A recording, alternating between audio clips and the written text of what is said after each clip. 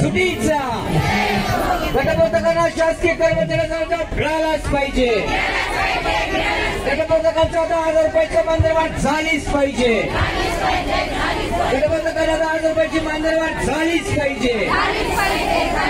गटपथक सुटीचा एकजूट आता सरकारचं करायचं काय? या फडणवीस सरकारचं करायचं काय? या पवार सरकारचं करायचं काय? गटप्रवर्तकांना शासकीय कर्मचाऱ्याचा दर्जा,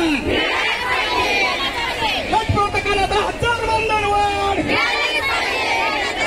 आवाज दो, आवाज दो.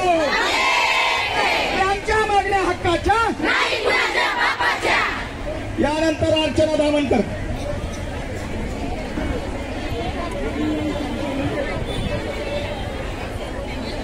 खुर्चीवर बसलेल्या पदाधिकाऱ्यांना विनंती करायची, खुर्चीवरती प्रत्येक संघटनांचे 2 प्रमुख पदाधिकारी स्थानापन्न होते. कृपया आपण कृती समितीच्या पदाधिकाऱ्यांना बसण्यासाठी जागा उपलब्ध करून द्यायची. खुर्चीवर बसलेल्या पदाधिकाऱ्यांना मला विनंती करायची, कृती समिती पदाधिकाऱ्यांना स्थानापन्न होण्यासाठी आपण जागा. गटप्रवर्तकांचा भव्य मोर्चा हा सुरू झालेला आहे आणि आझाद मैदानावरती मोठ्या संख्येने गटप्रवर्तक छत्र्या घेऊन आपला आवाज या ठिकाणी उठवत आहेत. ज्या पद्धतीने सरकारने घोषणा केली की 10,000 रुपयाचा मोबदला वाढ हा करू, परंतु 2 वर्ष 6 महिने उलटून शासनाने GR काढलेला नाही आणि म्हणून गटप्रवर्तकांचा भव्य पावसाळी अधिवेशनावरचा मोर्चा या ठिकाणी धडकलेला आपण पाहत आहोत. म्हणून मी कृती समितीला माझं एकच म्हणणं, मला समोर यायचं काही नव्हतं. कृती समितीला आमचं काम दिसलं पाहिजे ना. आहे का छत्र आहे का? सरकारपर्यंत नेलं पाहिजे ना. आमचं 10,000 छत्र्या हा छत्र्या महत्वाच्या सर्व. आम्ही काम करतो अशा गटप्रवर्तक युनियनचं,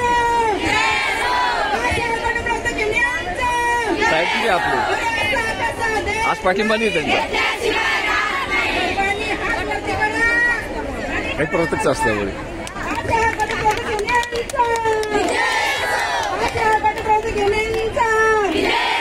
धन्यवाद. माझ्या हातून काही चुका झाल्या असतील तर माफ करा.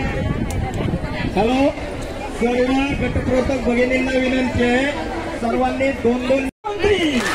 अरे मुख्यमंत्री, अरे मुख्यमंत्री, अर्थमंत्री, अर्थमंत्री, राज्य सरकार, राज्य सरकार, राज्य शासन.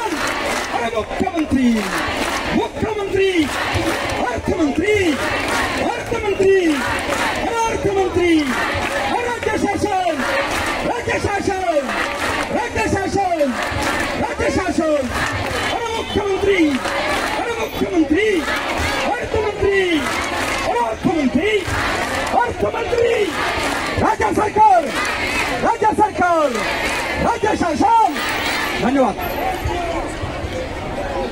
यानंतर कृती समितीचे सन्माननीय सदस्य श्री भगवानराव देशमुख मार्गदर्शन करतात.